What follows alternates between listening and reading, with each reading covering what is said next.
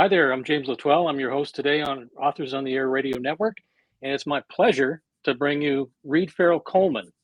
Reed is a fixture in the mystery community, and he's a fantastic author. And let me just give you a brief bio of Reed and what he's about. Reed's been called a hard-boiled poet by NPR's Maureen Corrigan, and a noir poet laureate. See, I'm not the poet laureate. In the Huffington Post. Reed is the author of 33 novels, including 6 in the Jesse Stone series for the estate of Robert B. Parker.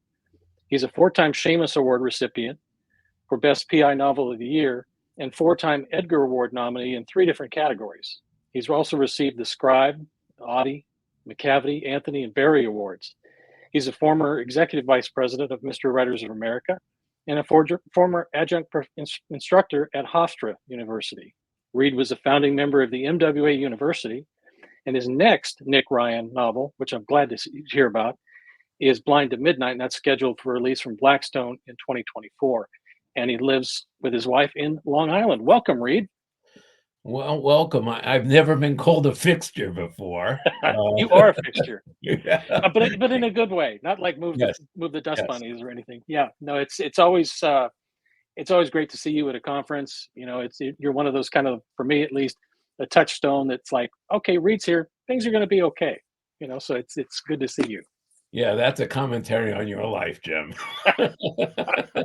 It may be, but I'll take it. Yeah. We're here to talk about Reed's newest book. It's Sleepless City, and it's the Nick Ryan series. And, you know, after Gus Murphy, after Mo Prager, and Jesse Stone, Sleepless City is the first book in the new series featuring, you know, Nick Ryan, this new protagonist. Can you tell folks a little bit about the story in Sleepless City and something about Nick? Sure. Nick Ryan is a New York City detective who works largely undercover. But he is not a very valued member of the NYPD, not for anything he had done, but his father testified voluntarily at a corruption commission.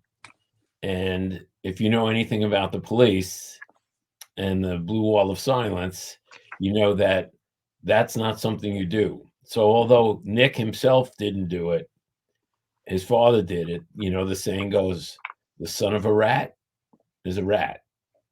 And so while Nick is very competent at his job and very good at his job, he, you know, what he accomplishes is not all that much in his job. And one day he's approached by forces unknown, by people unknown, to become, let's say, the city's shadow warrior. And I don't want to give too much away, but Right. Nick is both a cop and in some ways a classic private eye. And in some ways, I hate to say this because I don't like superheroes. In some way, he's the city's superhero, but not with superpowers, just with competence. That's as much as I like, you know, Mo Prager and Gus Murphy.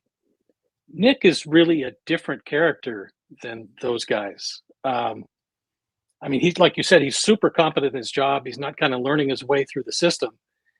How was that like to create that kind of a character as opposed to the folks you've been doing? Well, that's an interesting question because Mo and Gus were uniform cops, and they were very good in the bag, in their uniforms. They were very good at their jobs. But then once they got off the job, once they retired, they were never detectives. So both of them get drawn one way or the other into being private detectives. And they're stumblers because they've never been trained to do the job.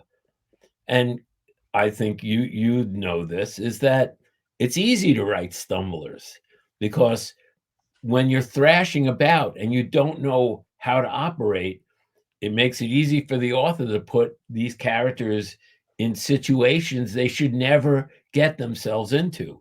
And those are the fun scenes to write, and the audience loves those scenes. You know, when you have your character show up in places like no detective would ever do, no trained detective would ever go there by him or herself. Yet Gus and Mo, they would do that.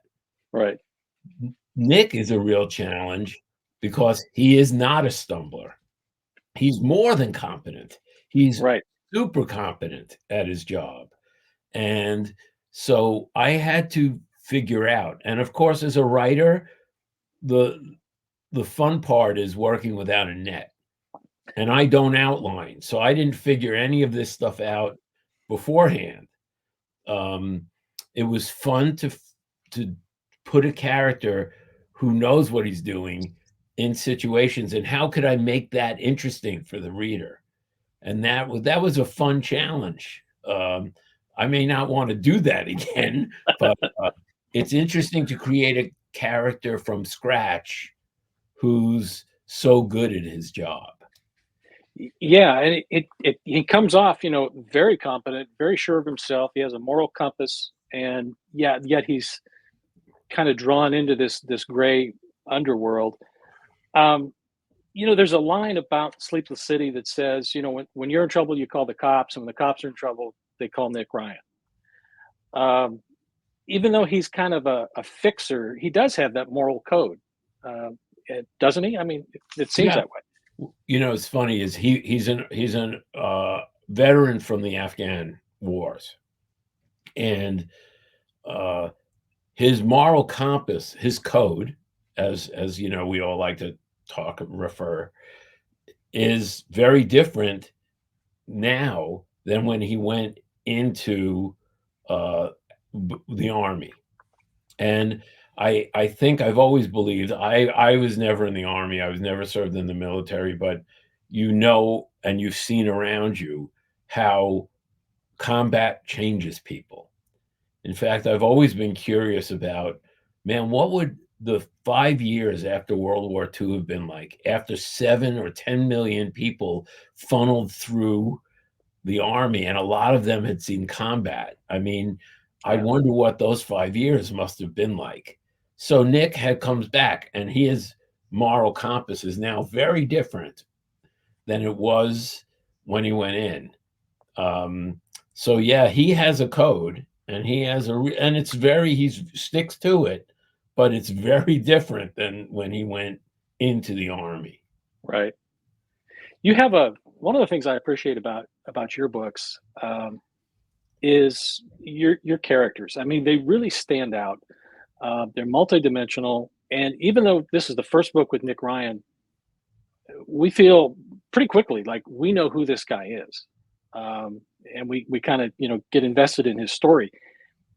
How do you go about creating a character? I mean, you've been doing it for 33 novels, so you I'll have get it right eventually.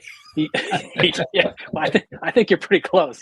But how do you go about making characters memorable like Nick and Mo and Gus? I think the secret for me is I've taught writing, which I think is kind of a farce, but when I do teach writing, what I talk about is being fearless about mining your own emotional life, so that you have to imbue characters. Like, as far as I know, I know you, but I don't know how you feel about things. And even if I can see the expression of how you feel, I can't feel your feelings. So where are my characters going to get their feelings from? They're going to come from extrapolations of how I've felt about things. And I've always been kind of fearless about looking inside, about holding a mirror up to how my own feelings are. And sometimes I imbue the characters with the way I would have felt, and sometimes I imbue them with how the opposite of how I would have felt, or some shade of how I felt. So I think when I think of my characters, I think of them as real people, not as constructs. So when I imbue them with emotion, or I imbue them with how they look or how they act, to me, I feel and see them as real people. I've often said that in my books, there's no such thing as a minor character. There are ancillary characters, but there are no such thing as minor characters, because when I think of even the most obscure character in this book, who may walk on the stage, on the page for a paragraph, to me, I think of that person as having a full emotional and experiential life. So I think it has to do with how I see my characters more than any trick that I play with characters. Right. No, it's effective because I mean, I think you're able to just even in the prologue of Sleepless City, um, and usually prologues, a lot of them that I read are just kind of throwaways or just kind of a hint of what's to come. But in this one, you capsulize what Nick Ryan is really about very quickly, so the reader knows where he's pointing and where he's going. There's a line in the prologue after an altercation where what good can one cop do in a system, and that kind of sticks with him. And yeah, it's very well done, and you manage to kind of plant that seed, and it kind of directs him for the rest of the story. Well, I think prologues, people don't use prologues correctly. Yeah. To me, I not every one of my books has a prologue and an epilogue, but for me, a prologue is something that has to do with the character or the story, but not linearly, not in a direct line with the story, but it says a lot about the character and a lot about the situation. So that's what I use the prologue for. And that through line of what does one good cop matter in a city, of Right. 10 million people, that carries through. So if nothing else came through, I'm really glad that you picked up on that, because that is in one way a theme of the book, is what Yeah. does one good cop, even great cop, what is he or she going to accomplish? No, very very true. Um, Now you've mentioned that writing Nick was a little bit more of a challenge, because he is this competent character and isn't stumbling around. But looking back, what has been your most difficult character to pin down and write? Oh, uh, and Jesse Stone in some ways. I was going to ask because were you kind of hemmed in by what that character Well, was? And I'll tell this. I've told this story many times. So I got offered the gig to write the Jesse Stone, and I said yes without thinking. Of course, when someone offers you, do you want to write Jack Reacher? You're going to say, nah. yeah, you're going to say yes. You want to Yeah, write, Harry Bosch? Nah. No, I'd rather write in obscurity for the rest of my life, exactly. So I said yes immediately. I didn't even think about it. And then I realized, oh my God, I actually have to write these books now. How am I going to approach that? Yeah. So I spoke to Ace Atkins, Mhm. who wrote Spencer, and I spoke to S.J. Roseanne, who was kind of my mentor, though she rejects that. But I trust her a lot. Yeah. And I spoke to my friend Tom Schreck. I don't know if you know Tom. Tom is a writer. He's a New York State Athletic Commission boxing judge. He Right. does animal rescues, and he's a huge Elvis Presley fan. Now you're going to say, what the hell does that have to do with writing Jesse Stone, right? Because I wondered the same thing when he said that to me. And he said, I've seen all the greatest Elvis impersonators, but there's some stuff you can never get past. One, they can never do anything new. And two, they're not Elvis. So the minute he said that to me, I knew how I was going to write the books. I wasn't going to imitate Bob Parker because I was never going to be Elvis. I was never going to be Bob Parker. Mm. And I wanted to be able to have the flexibility to do some stuff that was new. And that wasn't just me trying to regurgitate what Bob and Michael Brandman before me had done. So that talk with Tom was actually really important. But then I had to write the character. And the problem is he wasn't my character. Whereas Gus and, Mo and Nick and, any other character I've ever written, they were mine. Right. And it's you write a book, it's your character. When it's not your character, it's an awesome. And besides, who is this Parker guy, right? I mean, it's a big legacy Right. so you have to respect the legacy and still do something new. So for me, that first book was a really difficult challenge. And that was Blind Spot. Blind Spot, yes. Yeah. Yeah. I mean, you did it. I think you did the series justice. I mean, I sensed a different tone in it, but I thought the character was true to the legacy, but also brought out, I think, a little bit more depth than some of the others that I had read. So I think you did a great job, and that's kind of what I was thinking about that question was, writing a legacy series, you're kind of hemmed in. So Well, you're hemmed in only if you're hemmed in only if you let yourself be hemmed in, and that's why what Tom said to me was so important to me, because it gave me the freedom not to be hemmed in. And I did do what I think you should do, which is to respect what came before you, but don't be a prisoner of what came before you. That's a good distinction. Thank you for that. Since you've had a couple of novels under your belt, 33, you must have started when you were 12. What advice would you offer to writers that are just kind of getting into this business now? Shoot yourself.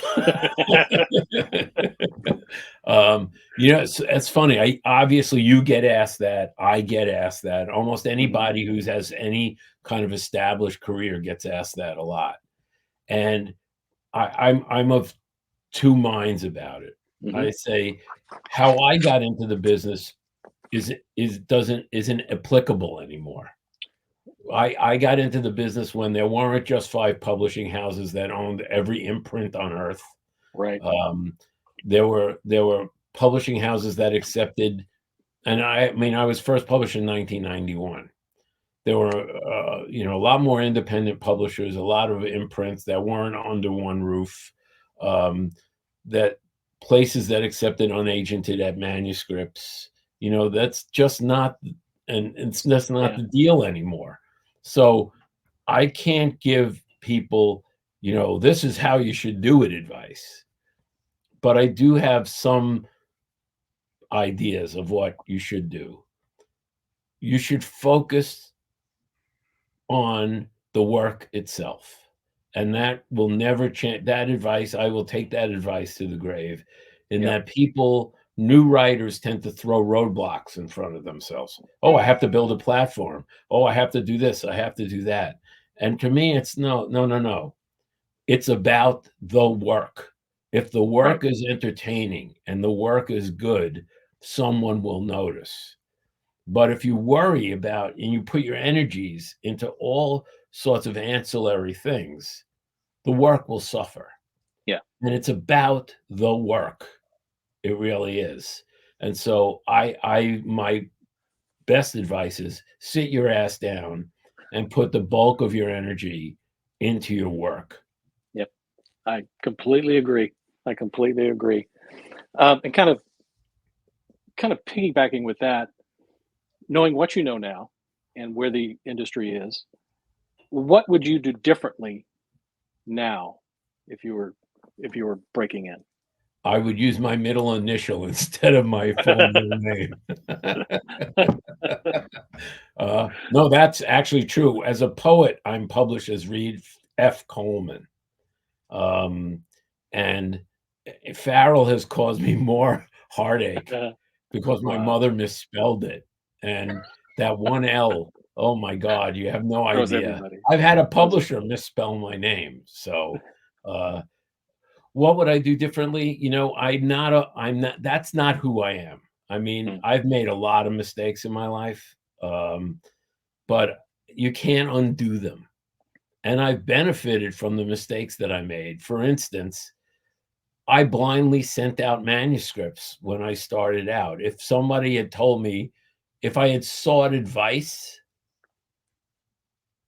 on how to do things, I may never have gotten published, wow. because I think sometimes people seek too much advice. In fact, one of the roadblocks that I was talking about that new writers throw in front of themselves is asking everybody's opinion and everybody's advice. Just Right. do it. Don't ask about it. So I'm sorry if that doesn't really answer your question, but I wouldn't That's, undo things because I can't undo things. yeah. I I'm kind of right there with you because we are kind of the sum of all of our experiences, and that's what we bring to the work. Yeah. Well, I So might start taking hair restoration products a little sooner. yeah, well, I'll just leave that where it is. I think you're very recognizable, both Thank you. then and now. Um, we'll end with three quick hits, just three quick questions about your character, about Nick Ryan, and we'll start with what's Nick's favorite cocktail? Oh, bourbon. Very expensive. Pappy Van Winkle's Yeah, bourbon, neat. yeah, and I think there was a couple of scenes in McCann's when he was doing just that in your book. Yes, Yeah. yes. How about his favorite music? See, that's I would say his favorite music. He's a secret punk fan. I love it. That fits with that time period in Afghanistan and his experience. Yeah, I can see that. How about Nick Ryan's biggest fear? His biggest fear is um, doing the wrong thing, but not the wrong thing as you or I would judge it, but in acting on others' behalf, acting in the wrong way. And that is his biggest fear. Not his moral compass, Right. but the results. If the result turned out badly for the people for whom he's acting on their behalf, he would Right. really be afraid of that. I get it. So, and I'm looking forward to the sequel coming out later this year. Folks, if you haven't picked up your copy of Reed's book, Sleepless City, I went down to my independent bookstore on the day it was released and snagged my copy. I always look forward to Oh, seeing you what were you. the one, Sal. I was the one, and I'll proudly proclaim that. Yeah. No, it's always a treat to see what you come up with. You're one of my favorites, and thank you so much for spending some time with us today. I hope you had fun. I know Oh no, I did. this was great. I love talking books. I love talking writing. If you want me back, just send the check and I'll be back. I'll I'll get the checkbook out now. It might bounce, but you'll get a check. Well, all right. Um, Thanks so much, Reed. I'll see you at BoucherCon, and maybe I'll see you tonight at the awards thing. Sounds good. And yeah, good luck for the Book of the Year nomination for Authors on the Air Network. So congratulations. Well, I hope I bribed the right people. I'll let you know. All right. Take care, Jim. Thank you, Reed. Take care, buddy.